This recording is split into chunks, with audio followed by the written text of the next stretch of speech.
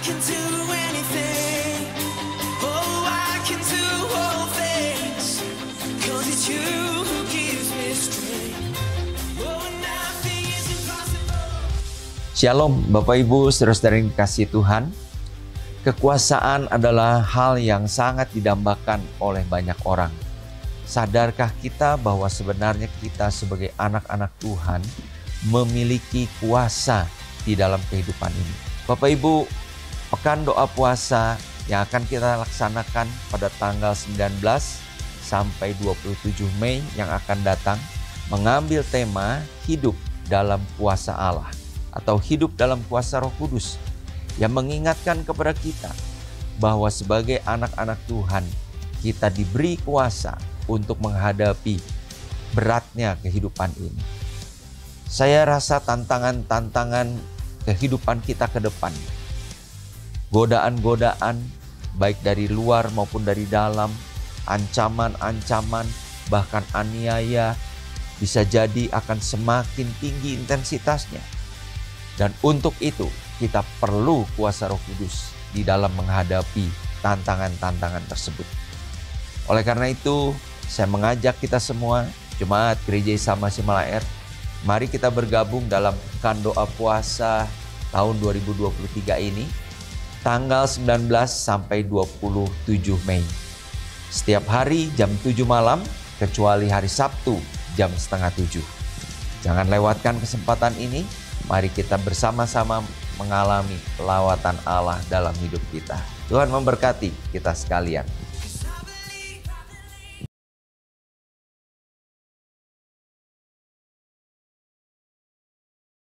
Kita mau mendengarkan firman Tuhan.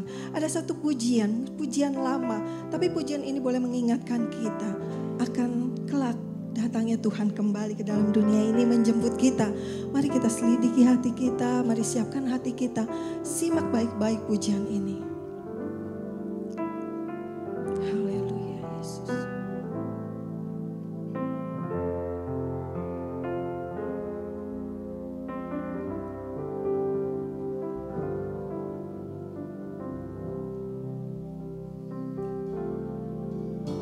Sudahkah kita siap sedia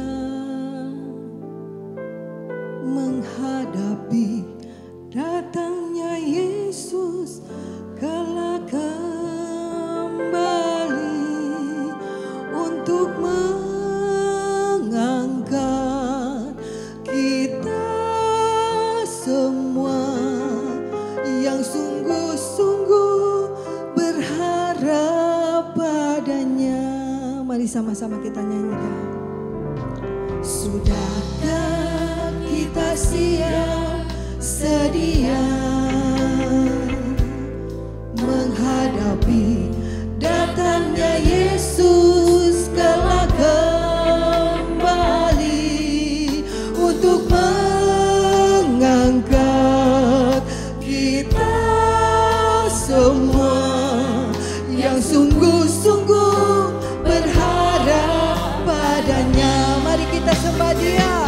Mari kita sembah Yesus ya Raja di hadapan tahta kemuliaan yang kudus.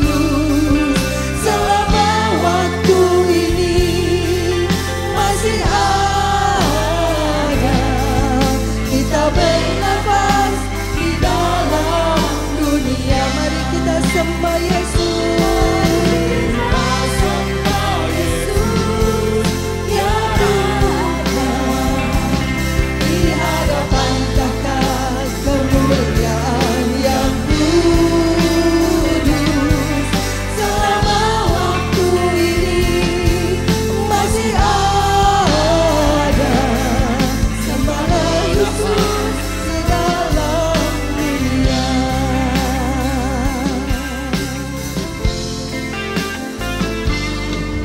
Sudahkah kita siap sedia menghadapi datangnya Yesus kelak kembali untuk mengangkat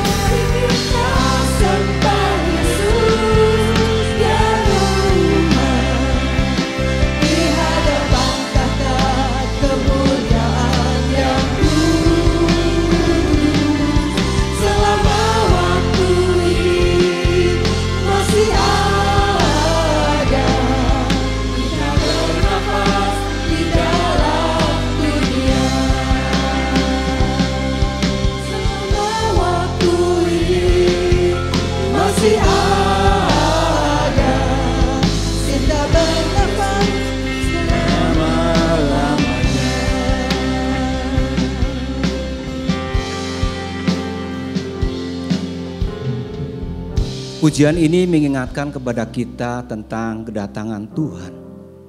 Biarlah hati dan pikiran kami tertuju kepada kedatangan-Mu Tuhan. Sehingga kami boleh berjaga-jaga, tidak menyimpang ke kanan atau ke kiri. Tapi fokus kami hanya kepada Engkau. Sebentar firman-Mu akan diberitakan. Urapi hati kami semua. Terlebih hamba-Mu yang akan menyampaikan firman-Mu Tuhan. Agar apa yang disampaikan Tuhan boleh menguatkan, boleh diteguhkan dan boleh mengerti bagi kami semua. Sembunyikan hamba-Mu di belakang kayu salib-Mu Tuhan. Agar Engkau saja yang nampak. Terima kasih Tuhan. Kami siap mendengarkan firman Tuhan pada siang hari ini. Yang percaya katakan amin. Silakan duduk Bapak Ibu. Shalom Bapak Ibu. Saudara-saudari jemaat yang dikasihi oleh Tuhan, apa kabar? Baik ya, saya berharap semua dalam keadaan baik, amin. Saya berharap semua dalam keadaan sehat. Mau diberi panjang umur? Amin. Pokoknya paket komplit lah ya. Ini ada Ibu Foni selalu kalau pesan makanan, paket komplit. Gak apa-apa minta ke Tuhan, kita minta paket komplit ya. Ya, namun ada hal yang lebih penting dari semuanya itu, yaitu kita harus serupa dengan Kristus. Berkaitan dengan tema pada pagi hari ini, masihkah ada ganjalan menjelang kedatangan Tuhan Yesus yang kedua kali? Hanya pilihannya ada dua di dalam kehidupan kita. Pilihannya yang pertama, kita harus serupa dengan Kristus.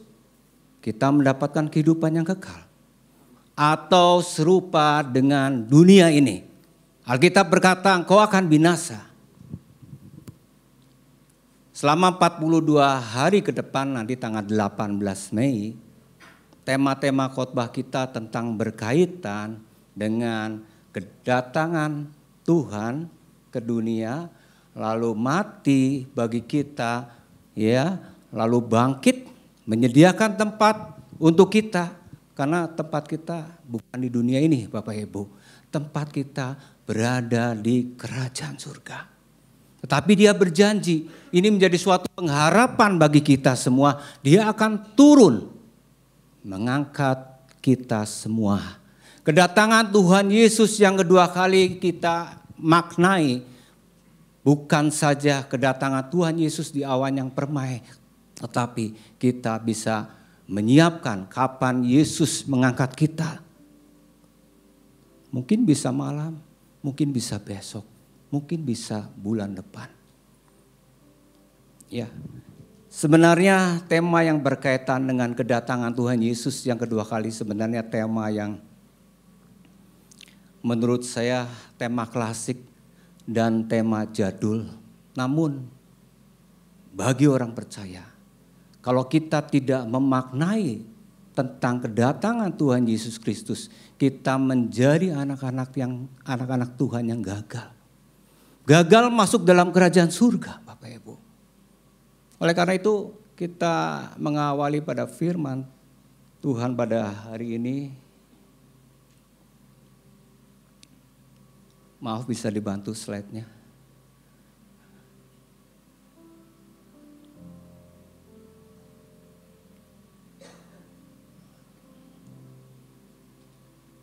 Saya akan bacakan bagi kita semua di Yohanes 14 ayat yang ketiga.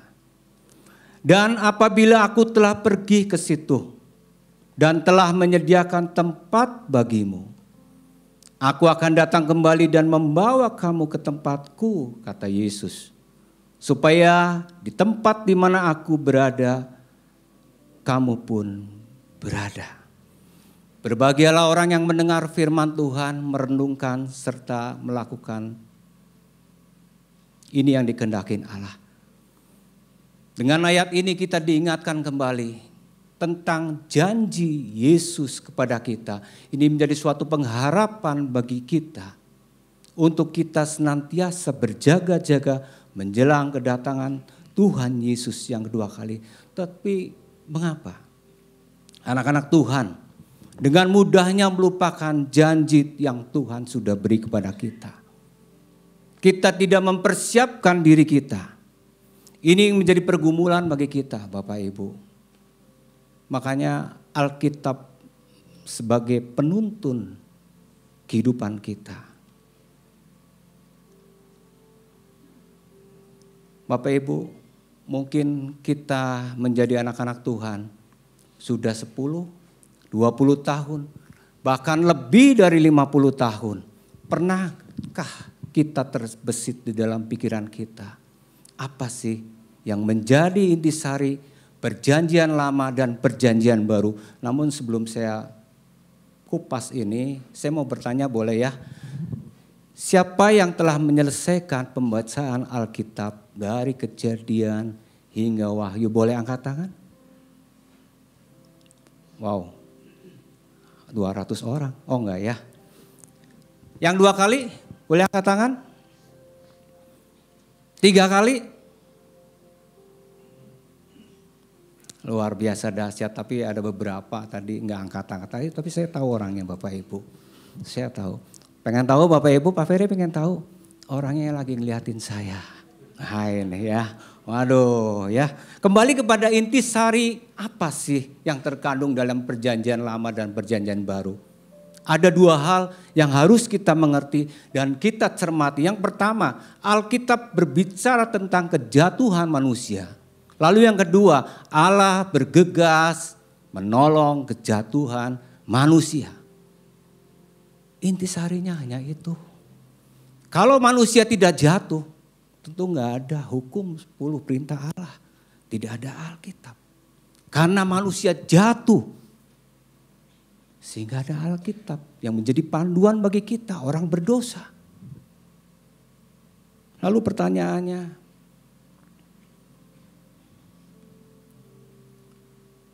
pertanyaannya apakah manusia harus ditebus? Jawabannya harus Bapak Ibu. Pada saat manusia jatuh di dalam dosa, dia tidak mengindahkan perintah Tuhan. Manusia telah menjadi terkutuk, manusia menjadi berdosa, manusia tidak bisa menyelamatkan dirinya. Manusia perlu penolong. Domba Allah yang hidup, yang membasuh dosa segala yang kita lakukan. Bapak Ibu jemaat yang dikasihi Tuhan, kita memahami bahwa upah dosa adalah maut. Tetapi kasih karunia Allah mendatangkan hidup yang kekal. Yesus mau turun ke dalam dunia. Dia meninggalkan keilahiannya. Dia menyetarakan seperti dengan kita. Menderita. Bahkan menyerahkan nyawanya bagi kita. Karena apa Bapak Ibu?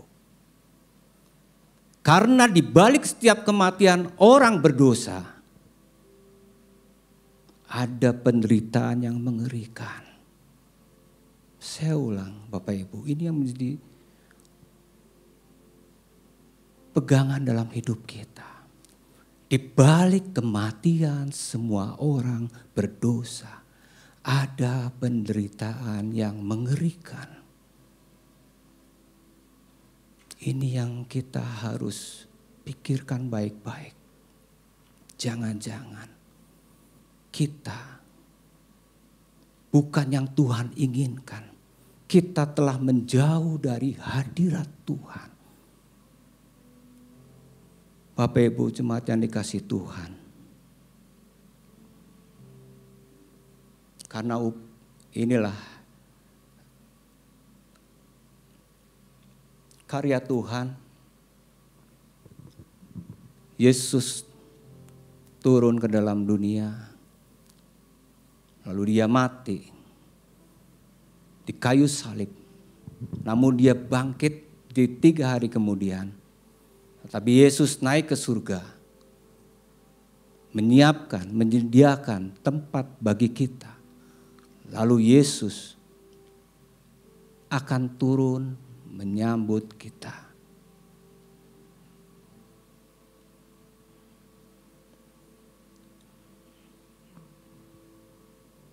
sekarang saatnya penantian nubuatan yang belum digenapi, namun pasti akan digenapi.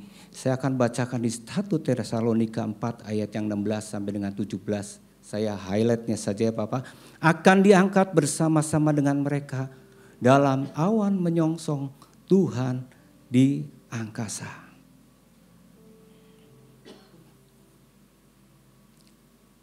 Beberapa waktu yang sudah lalu, waktu itu teman saya sempat sharing dengan saya. Dia bilang begini, bro, sebenarnya janji Tuhan tentang kedatangan di 2000 tahun yang lalu dia udah mengatakan ini. Namun sekarang kenapa? Sudah 2023 tahun kok Yesus belum datang. Sepertinya ayat ini tidak menjadi relevan lagi. Namun ingat Bapak Ibu, saya bilang, bro, kamu kalau baca firman Tuhan tolong cermati. Ada nubuatan yang sudah tergenapi, ada nubuatan yang belum tergenapi. Kamu cermati apa maksud Tuhan atas kehidupan kita.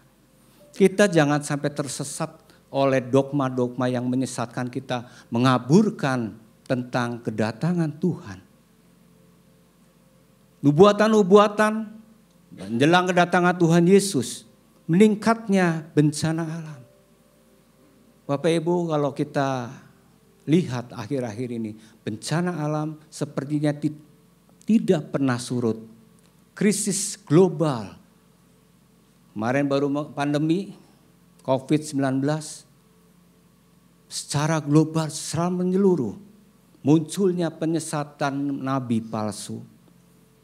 Kesesatan yang semakin merajalela dan kemerosotan moral. Bapak Ibu mungkin beberapa bulan yang lalu ingat mertua dengan mantunya. Benar ya Bapak Ibu ya? Anak dengan ibunya.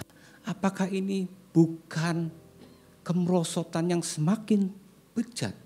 Ini merupakan suatu tanda kedatangan Tuhan Yesus. Apakah 60 tahun yang lalu kita pernah dengar chip 66? Kita rasanya nggak pernah dengar. Tetapi saat ini di negara-negara besar di mana orang-orang manula sudah terpasang chip, memang tujuannya baik supaya manula ini tidak tersesat di jalan dan ini dipergunakan untuk bidang medis, mengetahui track record kesehatannya. Memang kelihatannya penting, tetapi ini sudah mengarah kepada kedatangan Tuhan Yesus yang kedua kali. Ready or not, Jesus is coming. Siap atau tidak, Yesus akan datang. Baiknya kita berpikir ulang. Jangan-jangan kita sudah tersesat. Jangan-jangan kita sudah melupakan tentang janji Tuhan. Ini Bapak Ibu, kita harus pahami tentang kedatangan Tuhan Yesus yang kedua kali. Bapak Ibu pernah melihat ini berkaitan dengan tema pada siang hari ini. Masihkah ada ganjalan menjelang kedatangan Tuhan Yesus? Suatu saat kami berlibur keluarga, ya. Ini biasa ganjalan kunci ini suka terpasang di kamar hotel ya. Ya, pada saat anak-anak dan istri saya berada di kamar hotel, namun saya tertinggal sesuatu di mobil. Sehingga saya turun ke basement untuk mengambil sesuatu. Namun pada saat saya kembali ke kamar, saya membuka dengan kartu. Namun pada saat saya buka, pintu tidak bisa terbuka secara maksimal. Pintu hanya terbuka sekitar 20 cm. Disadari atau tidak disadari Bapak Ibu, kita telah menempatkan ganjalan di dalam membangun sebuah hubungan dengan Tuhan. Yang seharusnya kita tidak melakukan itu. Yang seharusnya kita beri kebebasan kepada Tuhan. Ini yang menjadi anak-anak Tuhan. Tuhan bingung. Anak-anak Tuhan yang model seperti ini. Tuhan tidak bisa bekerja secara maksimal. Berkaitan dengan ganjalan kepentingan diri sendiri, fokus kita bukan lagi fokus yang kepada Tuhan, tetapi fokus kita kepada diri sendiri. Jadi kalau fokus kita pada diri sendiri, artinya kita menjadikan diri kita Tuhan. Tuhan dijadikan nomor 2. Ini ngeri banget Bapak Ibu. Makanya repot. Kalau ada jemaat yang model seperti ini repot. Hari Sabat dijadikan yang nomor 2. Pada zaman lalu, zaman perjanjian lama, kalau bangsa Israel melalaikan hari Sabat, bangsa Israel pasti mati. Namun kenapa di zaman anugerah ini kok kita mempermainkan hari Sabat? Menjadikan dirinya sebagai Tuhan. Makanya kalau menjadikan dirinya sebagai Tuhan, artinya surga miliknya dia sendiri. Ke gereja ya sesuka-sukanya. Kelihatan kok Bapak Ibu. Orang kelihatan kok. Kalau kita dijadikan Tuhan atas diri sendiri kelihatan kok. Cara ibadahnya juga berbeda. Cara nyanyinya juga beda. Nyanyi banyak tunduk, banyak tengok kanan, banyak tengok kiri. Dulu saya Bapak Ibu, dulu saya seperti itu. Tapi di sini nggak ada lah ya, nggak ada yang ngaku ya Bapak Ibu ya. Iya.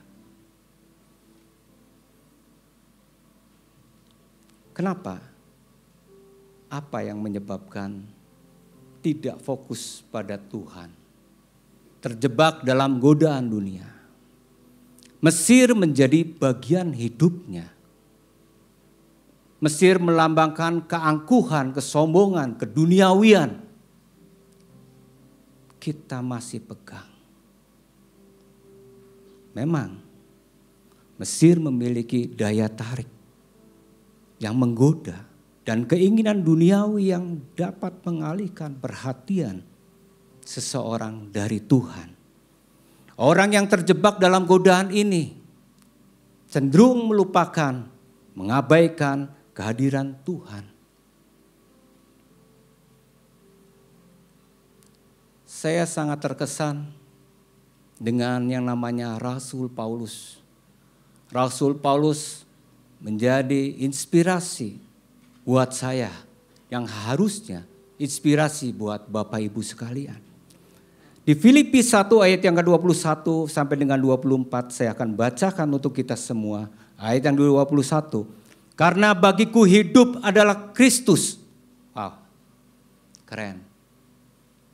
Kehidupannya bahwa hidup adalah Kristus. Bukan kehidupan kita untuk kita. Bukan kehidupan kita untuk fokus pada diri sendiri. Dan mati adalah suatu keuntungan. Dia tahu kemana arah dia pulang. Kematian bukan menjadi sosok yang menakutkan. Kematian adalah suatu sukacita bagi Paulus. Di ayat yang ke-22, tetapi jika aku harus hidup di dunia ini, itu berarti bagiku bekerja memberikan buah. Seberapa banyak Bapak Ibu kita hidup menjadi anak-anak Tuhan. Apa yang diberikan buah kehidupan kita kepada sesama kita.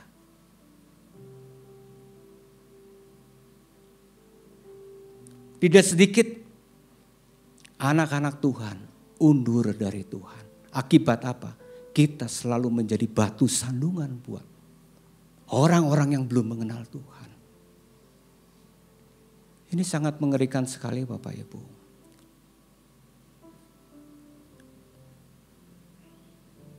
Kita rasanya tidak lebih baik dari orang dunia loh. Kita menjadi anak-anak Tuhan justru makin galak. Aduh, repot Bapak Ibu. Mudah tersinggung. Tuhan aja dilawan kok, kesinggung. Nggak usah ke gereja, saya nggak mau ke gereja. Tuhan aja dilawan, berarti dia pemilik surga rasanya. Ngeri, Tuhan dilawan. Yang rugi kita. Tuhan bisa menjadikan batu menjadi penyembah-penyembah yang benar.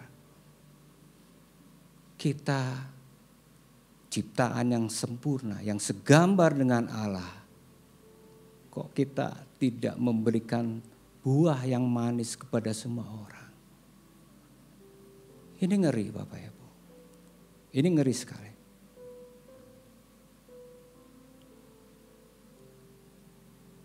Mungkin kita menghadiri ibadah Sabat, tetapi hati dan pikiran kita bukan di sini. Memang pikiran kita itu liar dan luar biasa, melebihi pesawat tempur yang super cepat. Kita coba bayangkan, dalam sekian detik kita bisa membayangkan posisi di Los Angeles. Betul? Dalam sekian detik kita bisa berpikir di Pangandaran. Sementara kita posisi berada di hari Sabat yang seharusnya kita menyembah Tuhan. Begitu liarnya pikiran kita. Kita tidak takut pada hari Sabat. Takut bukan berarti kita takut karena hukuman.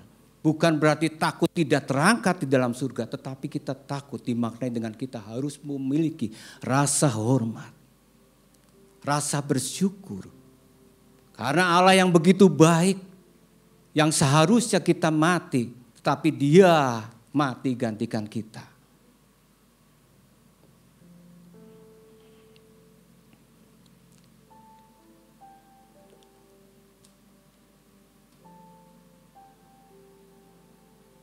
Lalu, mengapa?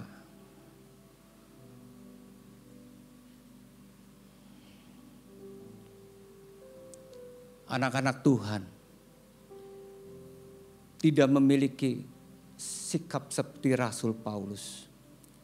Karena perjumpaan dengan Kristus tidak diresponi dengan baik.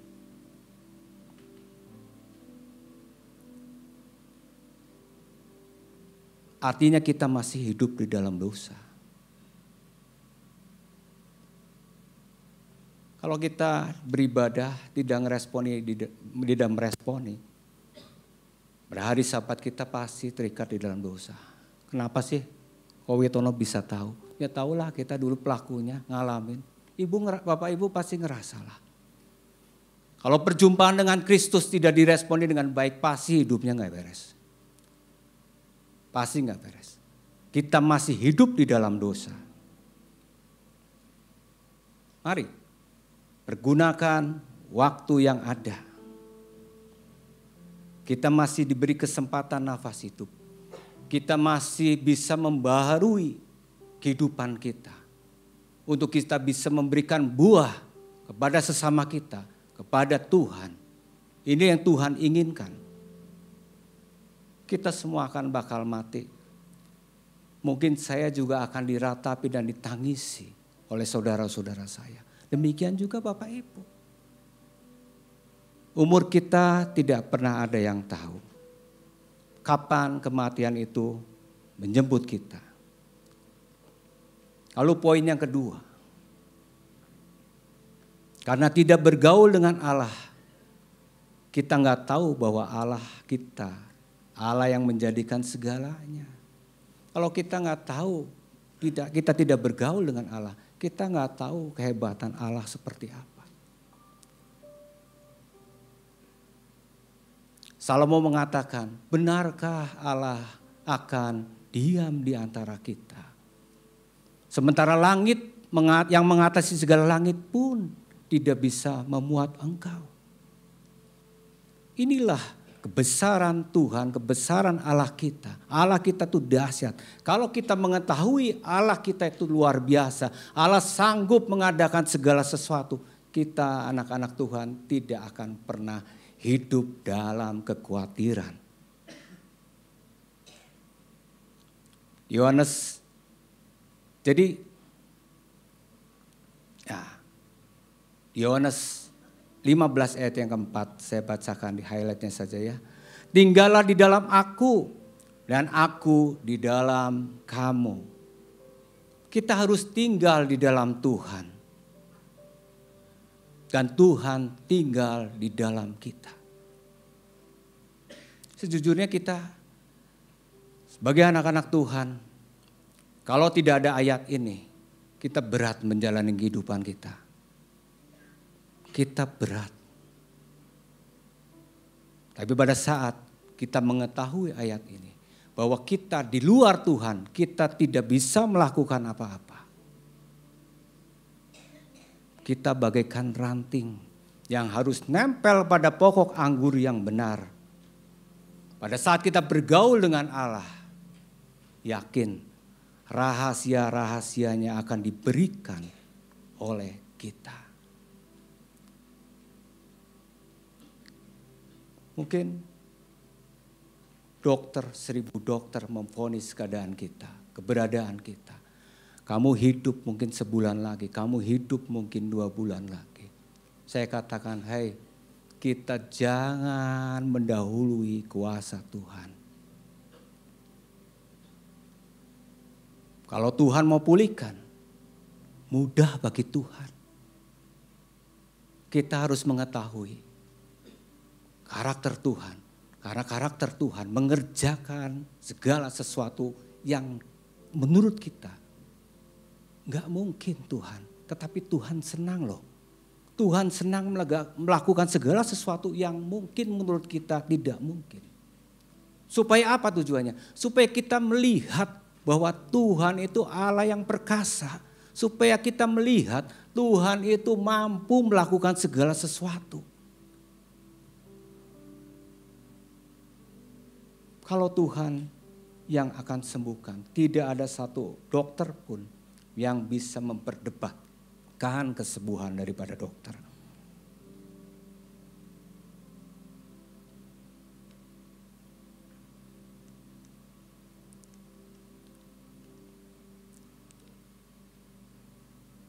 Saya sudah siapkan klip, ada klip yang menarik mengingatkan kita untuk senantiasa berjaga-jaga menjelang kedatangan Tuhan Yesus. Di mana video klip ini menggambarkan suasana yang kacau, keadaan sekeliling kita. Di saat Tuhan Yesus datang yang kedua kali. Silakan video klip tayangkan. Di 1 Tesalonika 5 ayat yang ketiga. Apabila mereka mengatakan semuanya damai dan aman, maka tiba-tiba mereka ditimpa oleh kebinasaan. Seperti seorang perempuan yang hamil ditimpa oleh sakit bersalin, mereka pasti tidak akan luput.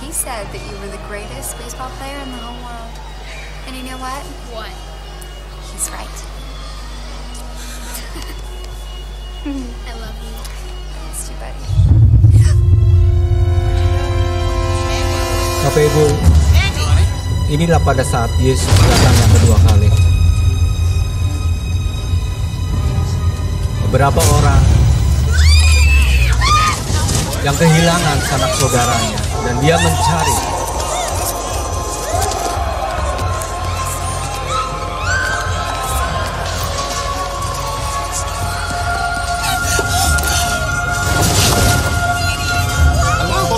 Akankah kita akan tertinggal kepada orang-orang tersebut? Atau kita menjemput Allah di awan yang bermain?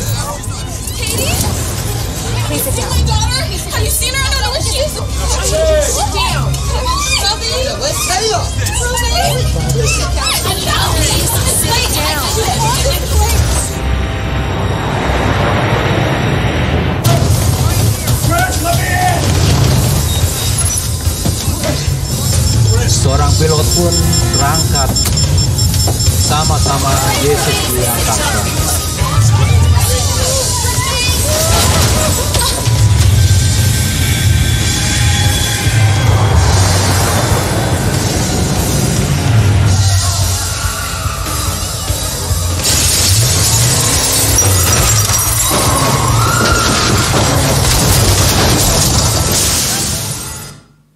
Inilah keadaan di sekeliling kita pada saat Yesus datang yang kedua kali.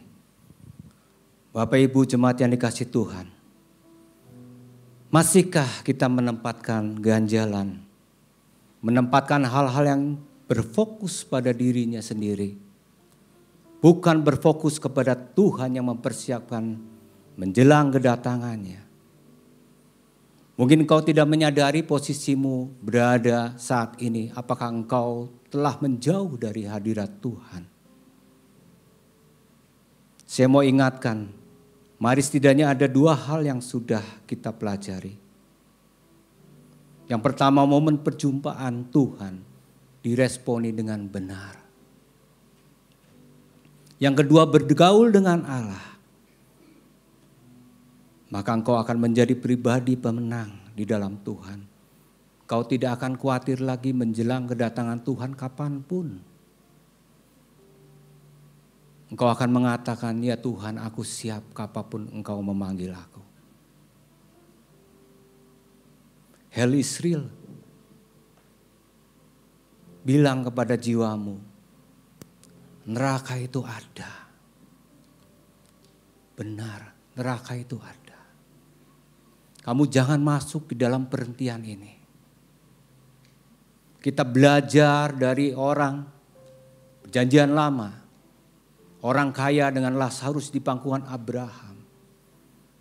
Bapak Abraham, beritahukanlah kepada sanak saudara. Supaya jangan masuk ke tempat yang seperti ini. Sejujurnya, saya pada saat menyiapkan tema firman ini. Beberapa hari yang lalu saya telepon ke Pak Gembala. Pak Gembala, ini tema ini rasanya memiliki atmosfer yang sangat berat. Mulut saya terkatup, sepertinya nggak bisa dan menghafal sepertinya sulit untuk mencerna, untuk menyampaikan firman ini. Saya yakin iblis tidak suka dengar ini. Katakan kepada jiwamu, neraka itu ada. Kamu jangan sampai menyesali. Engkau meratapi, mau menangis darah pun, engkau tidak akan pernah bangkit dari kubur.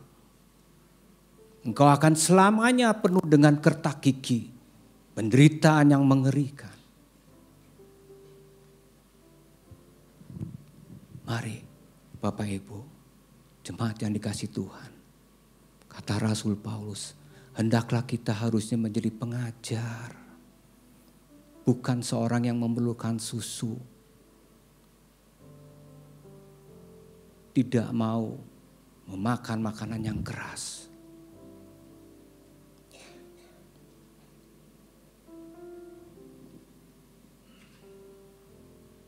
Mari kita responi firman pada siang hari ini. Mari kita bangkit berdiri Bapak Ibu. Kita nyanyikan dengan sepenuh hati. Pegang tangan kananmu di dada. Memohon ampun kepada Tuhan. Agar kita bisa fokus keberadaan, kedatangan Tuhan yang tidak lama lagi.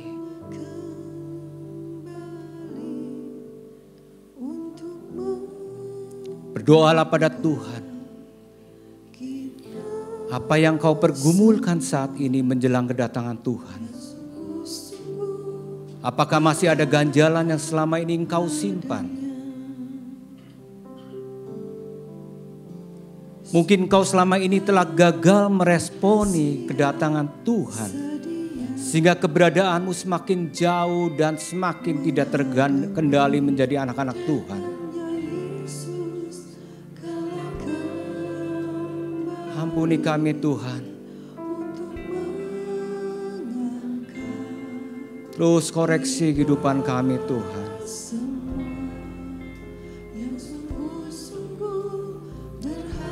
Dan ampuni kami selama ini berfokus kepada kepentingan diri sendiri. Bukan berfokus kepada Tuhan. Bahkan tidak meresponi perjumpaan kita dengan Tuhan.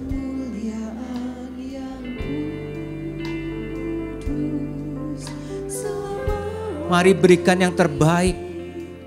Engkau bukan butuh hanya yang terpenting masuk surga. Tapi lebih dari itu, kau harus memberikan yang terbaik untuk Tuhan. Rasanya kita malu datang kepada Tuhan tidak memberikan sesuatu. Padahal jikalau kita Kita datang kepada saudara kita. Kita ingin memberikan sesuatu untuk saudara kita. Ini Tuhan yang telah menyelamatkan kehidupan kita, telah mati menggantikan kehidupan kita. Masa kita tidak memberikan yang terbaik untuk Tuhan? Tuhan, Kau tahu keberadaan anak-anak-Mu Tuhan. Kau jamah Tuhan setiap anak-anak-Mu di tempat ini Tuhan. Agar anak-anak-Mu bisa berfokus kepada Tuhan. Bukan kepada diri sendiri. Tuhan, Kau tolong setiap kami Tuhan. Mampukan setiap kami Tuhan. Terima kasih Tuhan. Yes, siap sedia menghadapi datangnya Yesus kelak kembali untuk mengangkat kita semua yang sungguh-sungguh berharap padanya. Mari kita sembah Yesus yang raja di hadapan tata kemuliaan yang kudus. Selama waktu ini masih ada, kita bernafas di dalam dunia. Firman-Mu sudah kami sampaikan Tuhan. Biarlah Engkau materaikan atas apa yang firman sudah diberitakan kepada setiap anak-anak-Mu.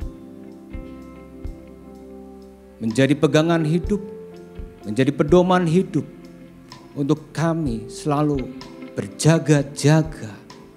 Kapanpun Kau panggil kami Tuhan.